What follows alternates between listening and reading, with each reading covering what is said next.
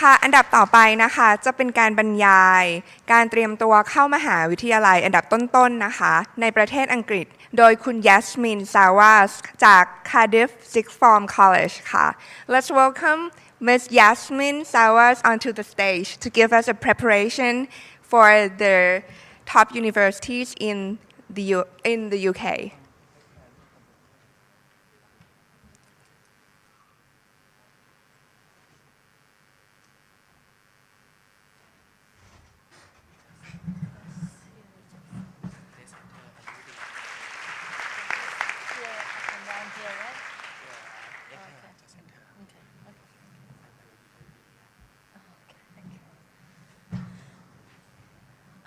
Very good afternoon to everyone. Thank you very much for inviting me today. It's great to be in Thailand, Swatika, so thank you very much. I'm here to talk about how to get into top universities, and for the students who are here in the audience, I'll be asking a few questions as we go along, and I would like this to be interactive if possible. So if you like to take part, there are prizes for you.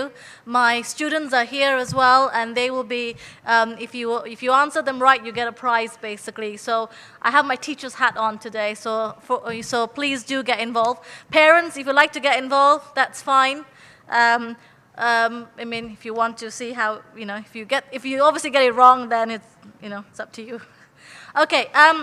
Just to talk to you about the college, I'm from Cardiff Sixth Form College. Just to give you an idea of our A-level results, we're ranked #1 in the UK. So those are our results for this year. And a little bit about myself, I'm the executive director of the college. In 2011, I won the Science Tutor of the Year award. I also sit in the panel interview for medical schools at a university in London. I also prepare students for BMAT, LNAT, UK CAT, TSA, and so on. We'll look into that in a little bit more detail. I had the opportunity to meet David Cameron. As you can see, he is really tall and I'm really short. So a great experience having met him. So. This is not in your book, but just to give you an idea that we came top in the UK this year amongst all independent schools. This is by the Times and the Daily Telegraph. So it gives you an A-level, all the top 10 top schools in the UK. And this is by the Daily Telegraph. And this is the article from the Daily Telegraph. So it gives you an idea of where we are at in the UK.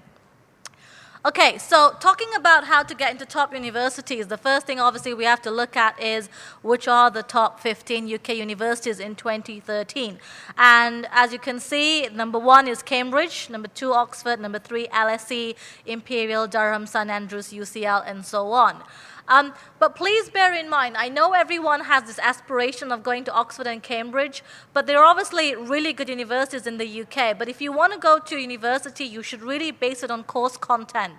So it depends on what you want to do as a career. So if you want to do medicine, there are about 30 universities that offer medicine in the UK.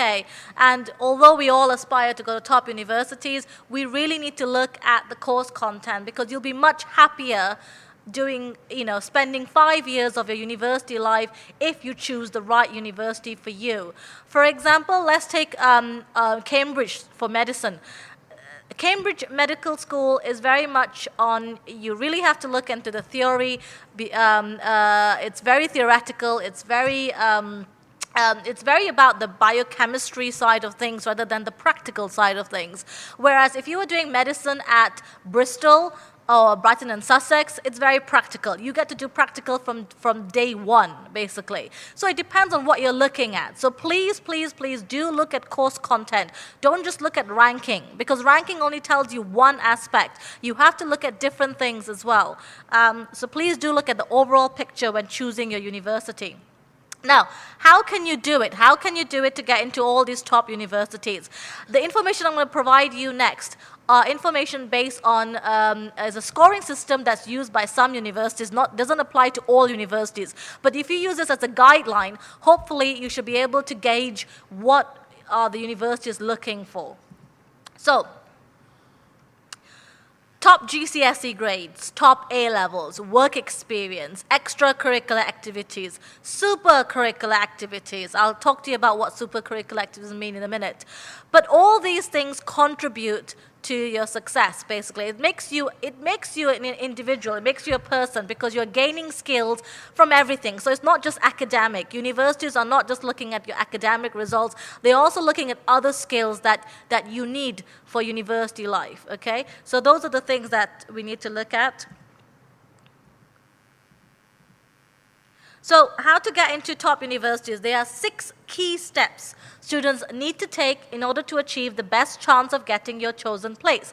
So if we mark every single, if we mark them out of 5 points, okay? So every section we mark it out of 5 points. Now please note that this scoring system does not apply to all universities. It's just a method that some universities use in order for you to gauge what are actually required to get into these top universities. So if you use this as a guideline, but bearing in mind that the score is not all out of 30.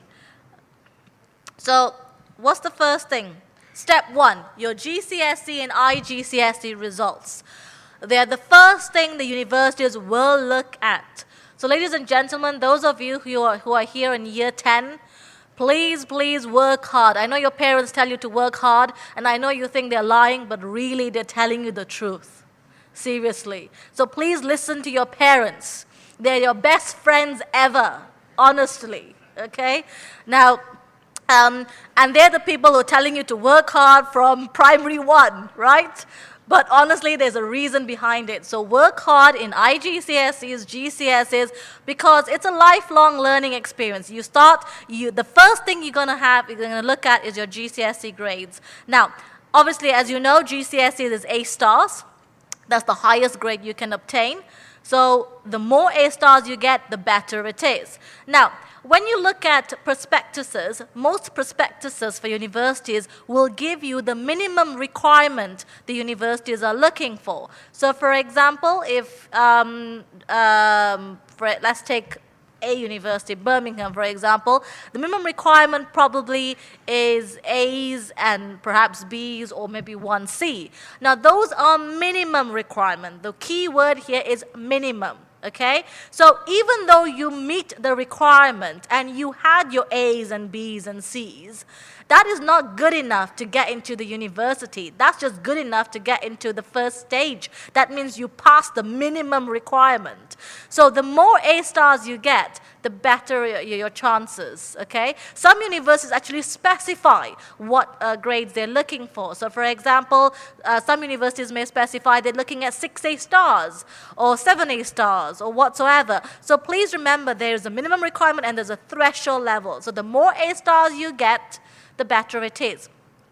Just a rule of thumb, if you have 6 A stars and above, you give yourself 5 points, 5 out of 5, okay? So if you have 6 A stars. But please don't go home and tell your parents, Mr. Sawa said I only need to get 6 A stars. The more A stars you get, the better it is. It's all about competition, okay? So that's the first thing.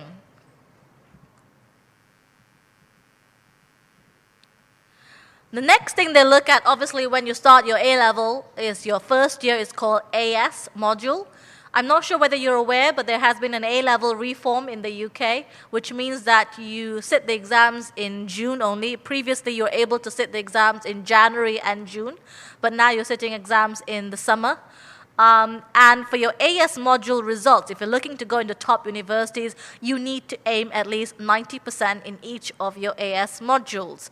Now, saying that though, Cambridge University for last year was looking at 95% in each module.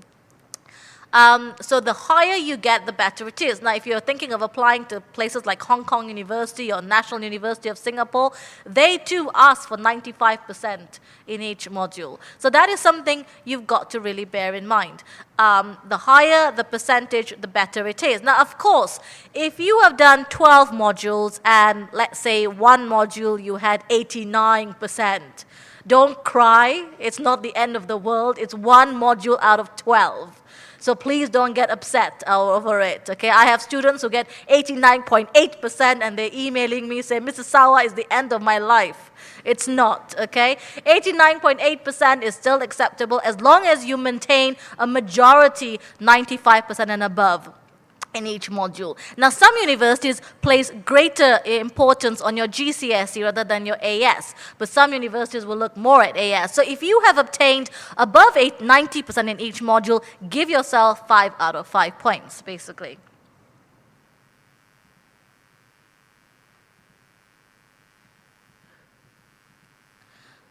The next one is your predicted A-level results. Now, obviously, your teachers predict your results. So after your parents, guess who are the most important people in your life after your parents? Anyone?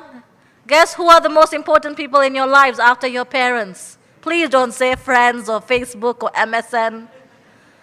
Are your teachers? Yes, because they're going to predict your A-level results, or they're going to write your reference. So be kind to your teachers.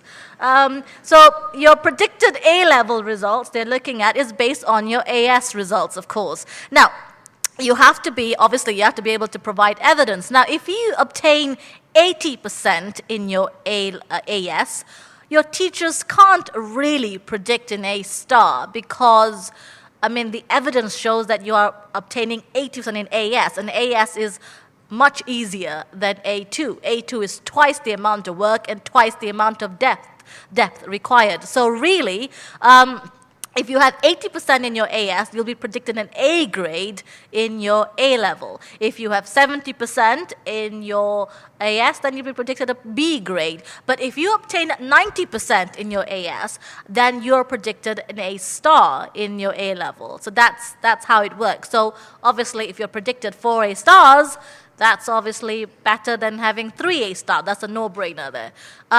So the more A stars you get, the better it is. So the more A stars you're predicted, the better. But it's got to be based on evidence. So if you have obtained 90% and above, you'll be predicted an A star. That's how it works. So if you are predicted A stars in your A level, you give yourself 5 points. Okay, next bit they're looking at. So the first thing was GCSE. The second thing was AS. The third thing is predicted A-level results. The next thing we're looking at now is personal statement. Now, personal statement is a written piece that you write for the universities.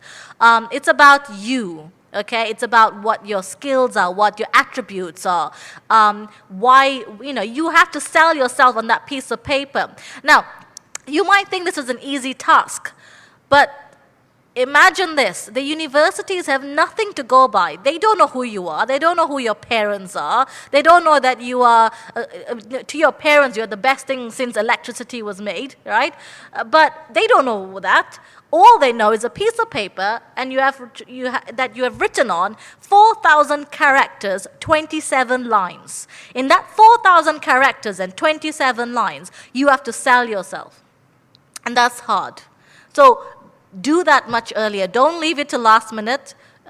You need to plan that much earlier. Obviously, please, those of you who are in primary school or secondary school, do not go home tonight and say, I have to write my personal statement today, okay? It doesn't work like that. Wait till you are in your A-level or you're doing your IB, then you start writing your personal statement, because do not write everything that you have done since primary 1. The universities do not have time to read that. All they're looking for is recent things that you've done in your A-level. Okay, so your personal statement is very important, and the key word here is personal. Okay, that's the key word here. Okay, so what was the word and character limit? What did I just say? Can I have a hands up if you would like to answer and would like to have a prize? Yes, please, young man. 4,000 characters and 27 lines. Yes, he gets a dragon. Go on then. Sun. This is Sun, my student who's just graduated this year. He's going to be studying PPE at Durham. Can we give this young man a round of applause? Okay, now, do not lie in your personal statement. Please be honest, okay?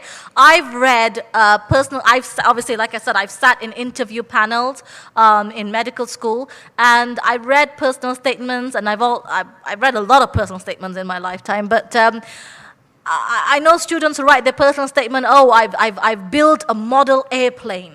I have done this and I've done that, and I've built twin towers, for goodness sake, right? Yeah. Don't lie, because these people who are reading your personal statements, they are very experienced. They can catch you out very quickly. So don't lie. And please, please do not write what your parents want you to write. Because sometimes, I understand this is a message going out to the parents, let them write it themselves. Because the more, and I know you don't like this because I'm a parent, I'm a mother too, but please do not interfere when it comes to them writing their personal statement. It's very important. It's got to be unique. It's got to be different. It's got to be about your child, okay? For the students, please remember, be honest. It's got to be about you. Never use an internet template. I know students who come to me and they say, my friends have written personal statement, I'm going to go and ask them. I have my cousin, I have my friends, I have my family friends, I have everybody in the world who's written a personal statement who can help me. But do not copy. That's plagiarism. UCAS is the university services, and they will be able to pick up if you have plagiarized, okay? So be careful.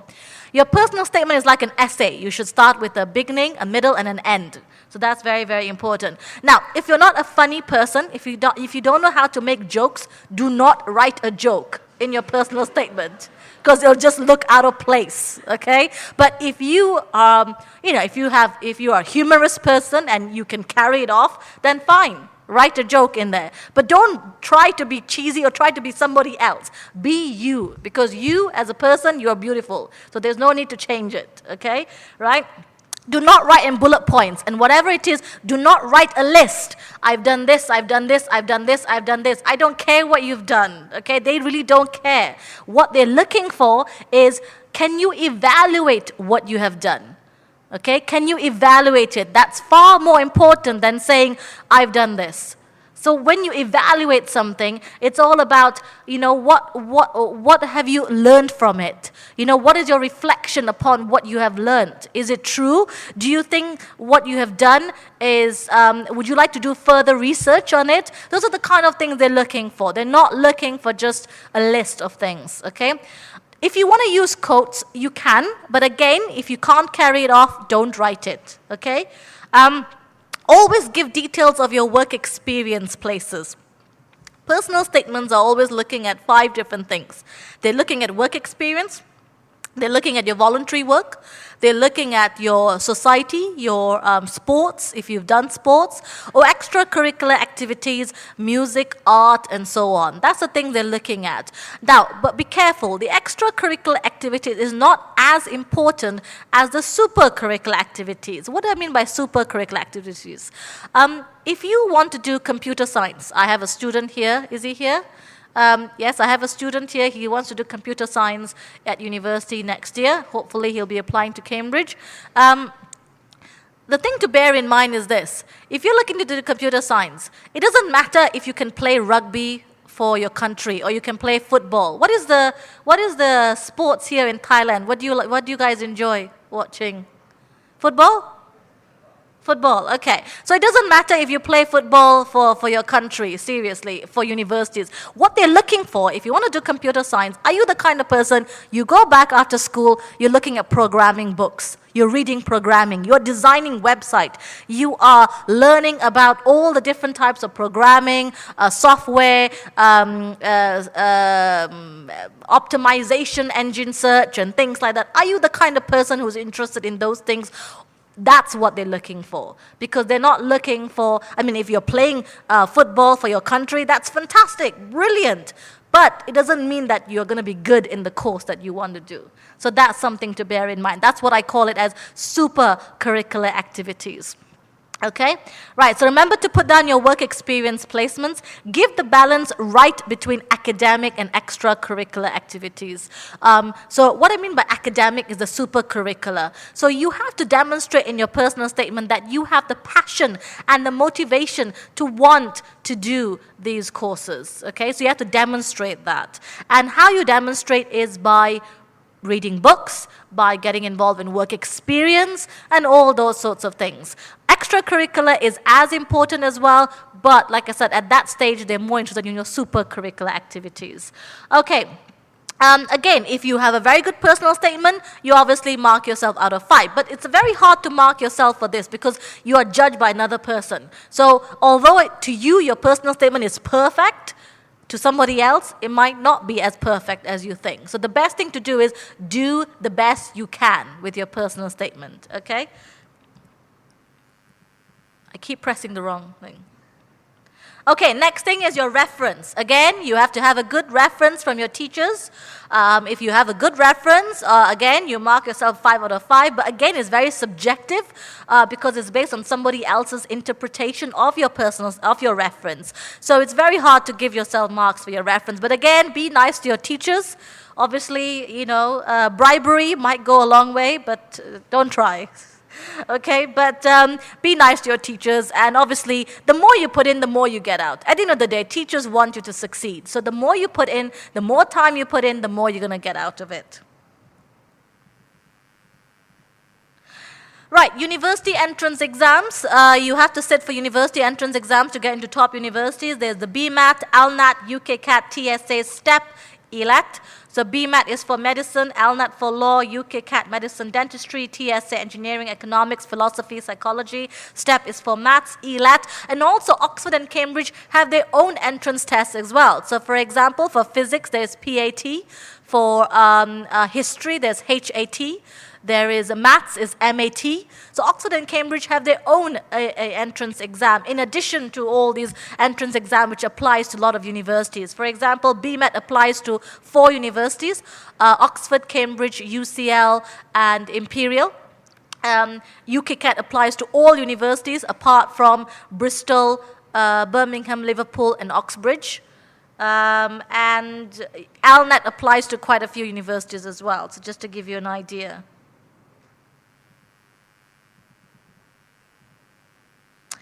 Right, again, the higher the score you obtain, the better it is. You get 5 out of 5. This year for UKCAT, I believe one of my students has already obtained 818 points, which is out of 900, which is really, really high.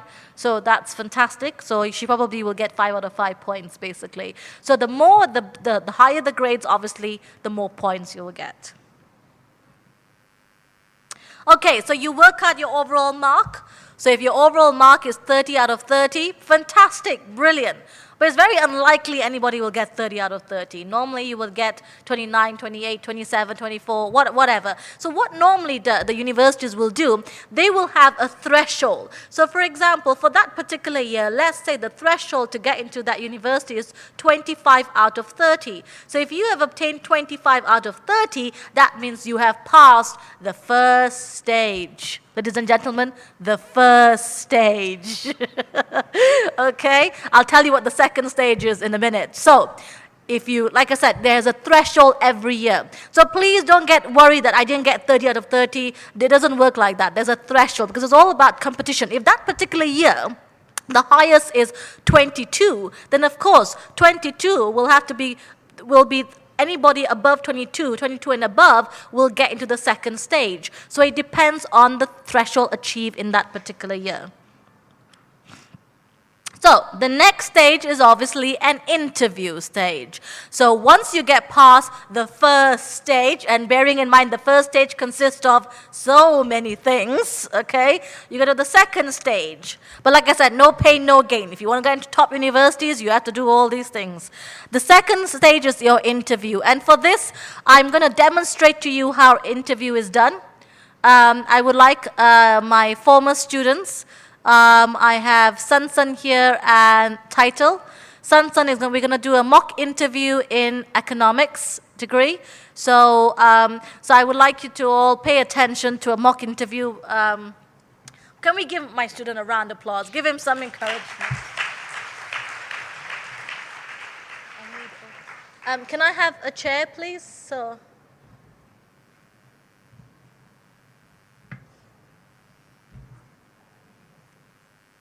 Or shall we do standing up? Do you want me to do standing up? Oh, you want to? Okay, that's fine. Right. So, Sunsun has graduated this year from Cardiff Sixth Form College, and he's going to be studying PPE at Durham University. And Sunsun, would you like to just let them know what grades you achieved? Okay, hi, I'm Sun, and should I speak in English or Thai? Well, we'll speak in English because we're doing this. Okay, and I did 5 A-levels in maths, further maths, history, government and politics, and economics, and I got 4 A stars and 1 A. Right, so we're going to do a mock interview for you to be able to see how a mock interview is done. So normally we'll be sitting, but we'll be standing so in an actual interview, you'll be sitting down. So don't get worried that you'll be standing. So we do knock, knock, come in. Right. Hello, good morning. How are you? Hello, good morning. I'm fine, thank you. How are you? So how was your journey here today? Oh, it was good. Like, the weather was nice, no rain, sunny, yeah. Okay, brilliant. So tell me, Sunsun, what part of economics do you actually enjoy? Well, I think the part of economics I enjoy the most is macroeconomics in general, and particularly the parts about the political economy.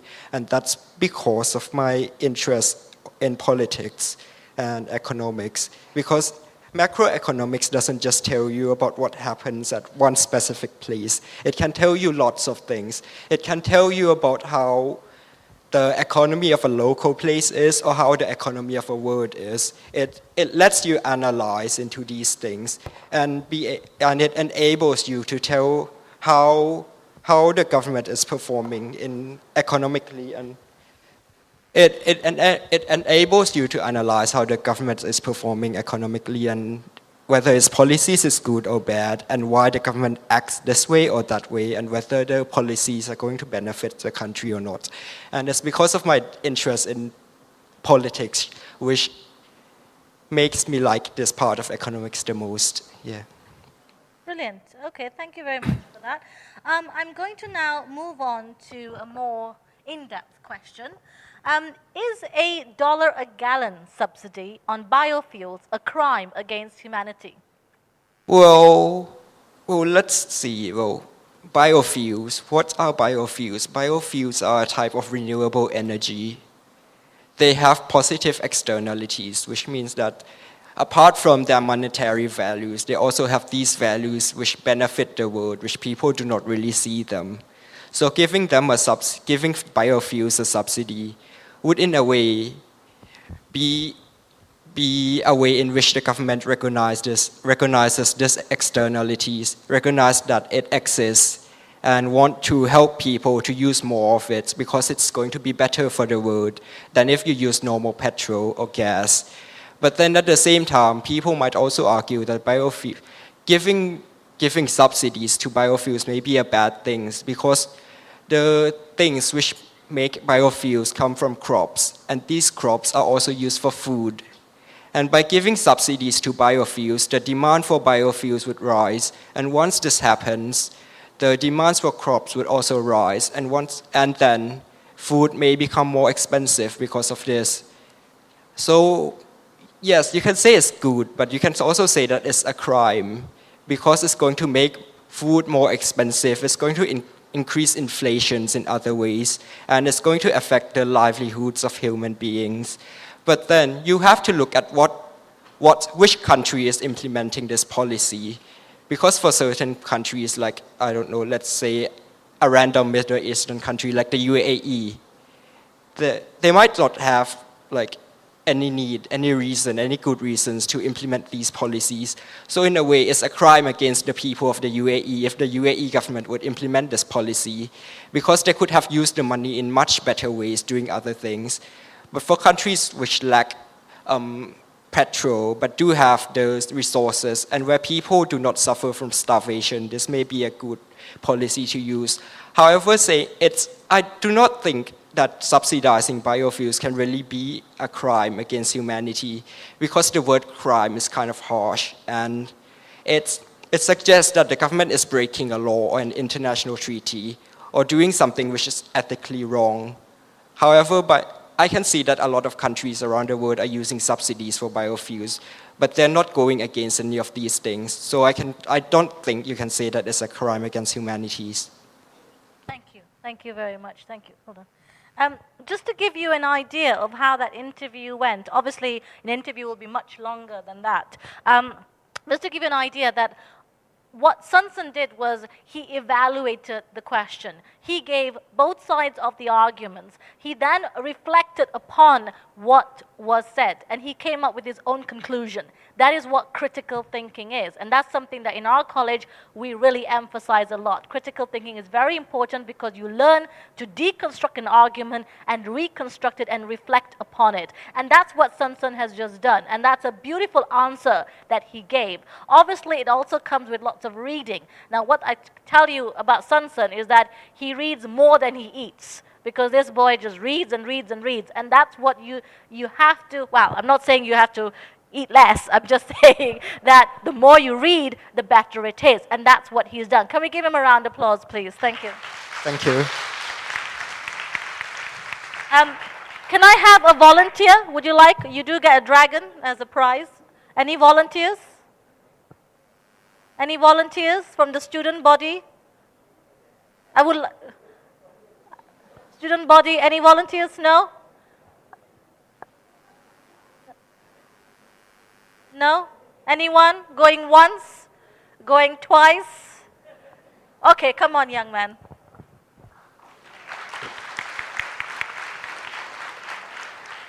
I think this young man wants to get as many dragons as he can today. Yeah, no problem. You like dragons? Okay, and you want to do which course? Chemical engineering. Chemical engineering, okay. Hello, good Hi. morning. Please take a seat. It's actually good afternoon, sorry. Right, so you want to do chemical engineering, That's right. okay? Why engineering? Engineering. I don't know.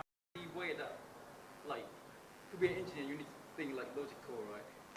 And I don't know. I love physics and math, so I guess engineering is the answer. Okay, because you like physics and maths. Okay. Tell me, what have you done to reaffirm your career choice? Well, I did my work experience in not mine. It's a company in Kabi. It's a palm oil company, and then they produce. Yeah, they produce the palm oils. Oh yeah, that sounds really good. So that's what I did really before the university. Okay, okay.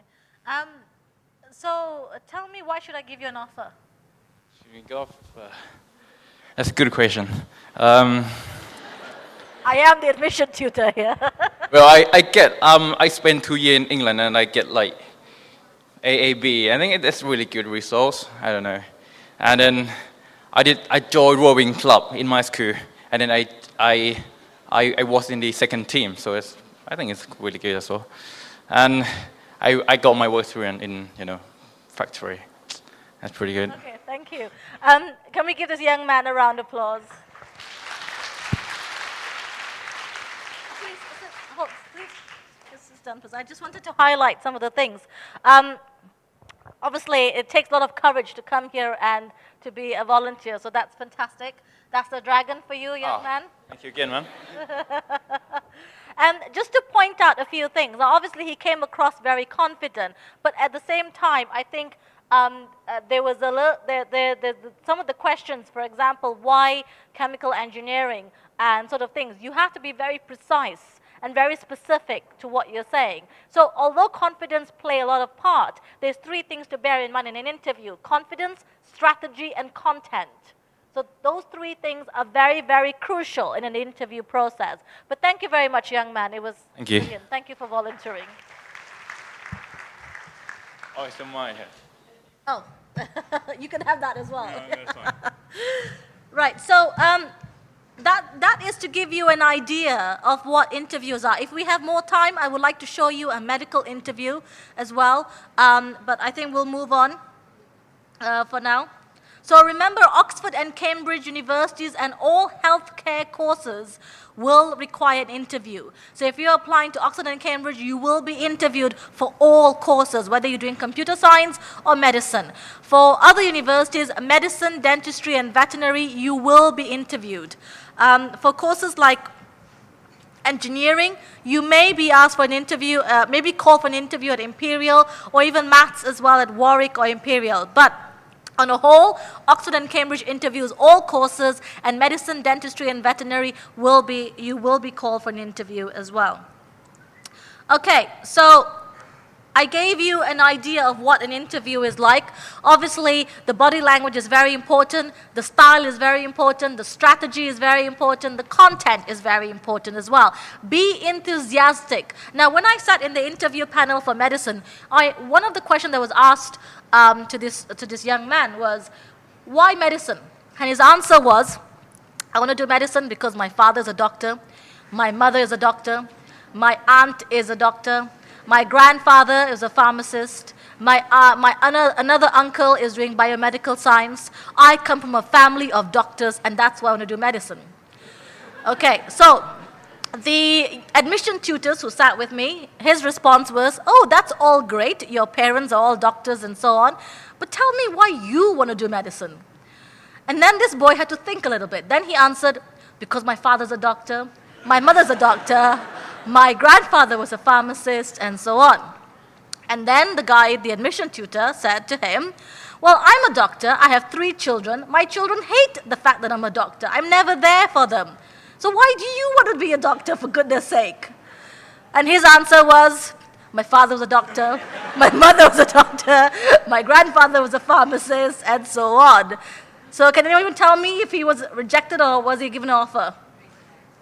Rejected, that's a no-brainer, right? So, yeah, so the problem with that is you have to know why you want to do the course. If you don't know why you want to do the course, then you are not going to get into university. You have to be able to demonstrate your passion. Your motivation is very, very crucial.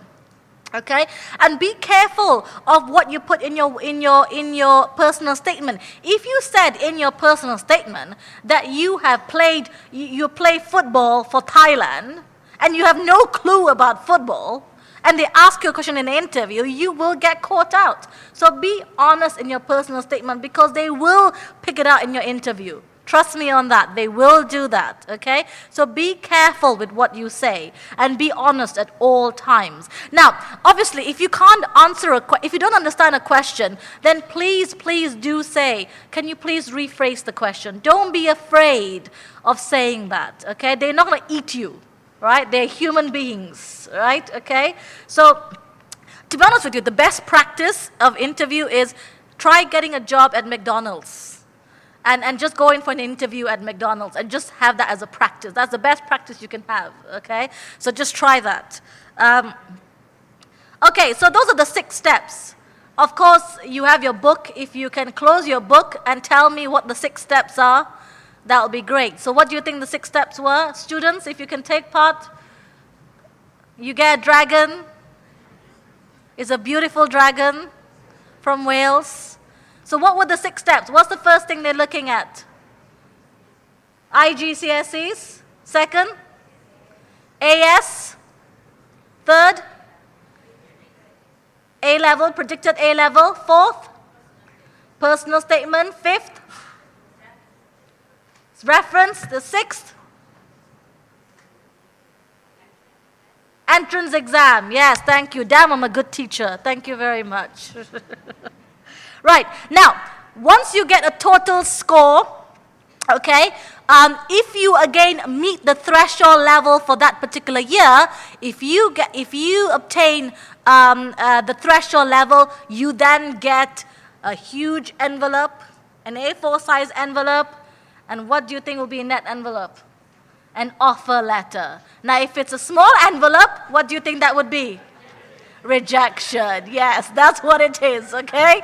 So an A4 size envelope will be an offer. A small envelope will be a rejection, unfortunately, okay? So 50, I just gave it away, didn't I, when you see the envelopes? Okay, right. So 50 out of 60, you get an offer. Below that, you don't. Right, thank you for watching this. If there are any questions, is there time for questions? That's a bit of our building. That's our building there, accommodation and sports facilities. If you have any questions, I don't think we have time. I wanted to go through some BMAT, UKCAT, and LNAT practices. Do I have 5 minutes? Okay, just to give you a very quick, Pong, can you? I'm going to show you some questions on BMAT, LNAT, and TSA, and I hope you will take part and you'll get a dragon.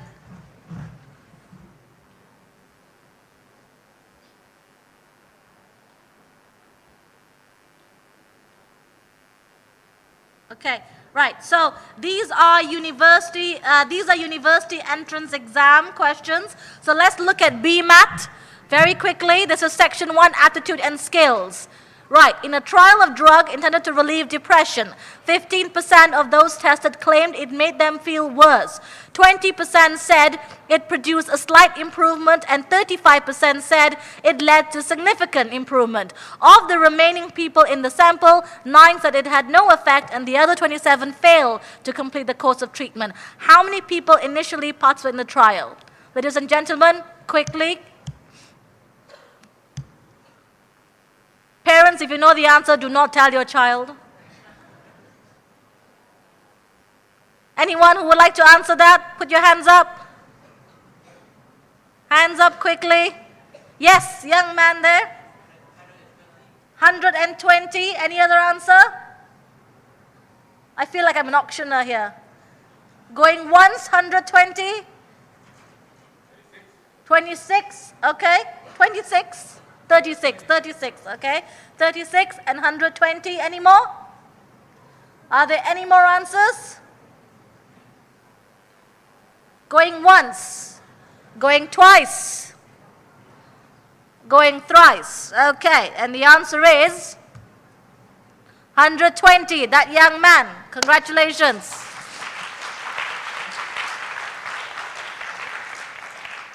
That's just to give you how to work it out. Right? I think we'll do another question.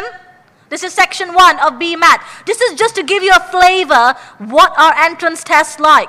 Entrance test is not something that is taught in schools. It's not in the syllabus, it's not in the curriculum. Now in our college, we prepare students for this, but in most schools they don't. So this is just to give you a flavor of what entrance tests are, okay? Another question. This is a scientific question now. When resting, the inside of a nerve cell contains more chloride ions than sodium ions, and is so negatively charged. When the cell fires, sodium ions, but not potassium ions, enter the cell through a channel and the voltage becomes positive. What feature of the chemistry of sodium and potassium could explain why sodium ions and not potassium ions enter the cell during firing?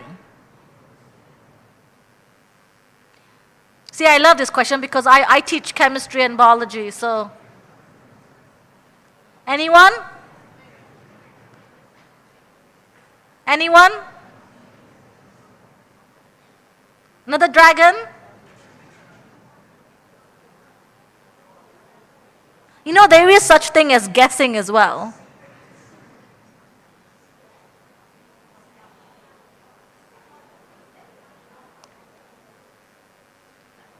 Anyone? Yes, a young man. What happened to the girls today? Young girls, where are you? Yes, young man.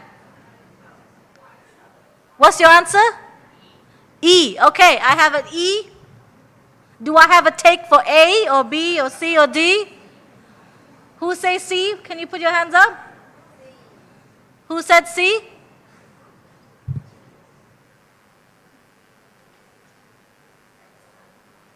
Who said C? Put your hands up, please. Okay, one C there. Yes, young girl there, thank you. We have, yes, can you please? What's your answer? C, okay. Okay, right. We're going once, twice, Thrice. And the answer is? E.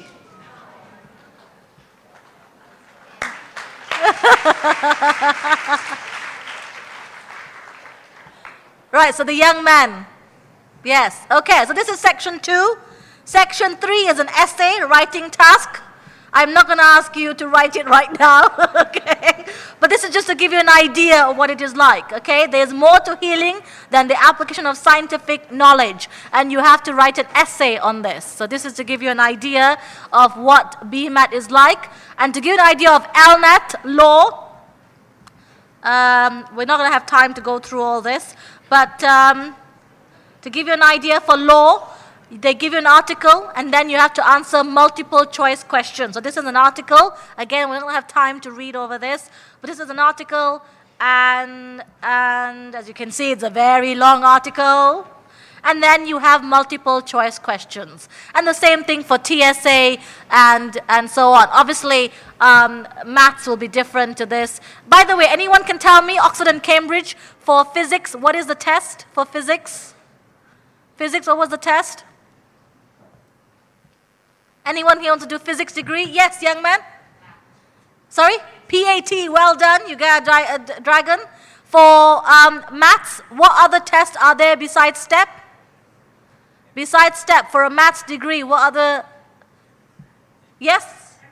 MT, excellent. Now we're talking as we are winding down. Thank you. Well done, okay?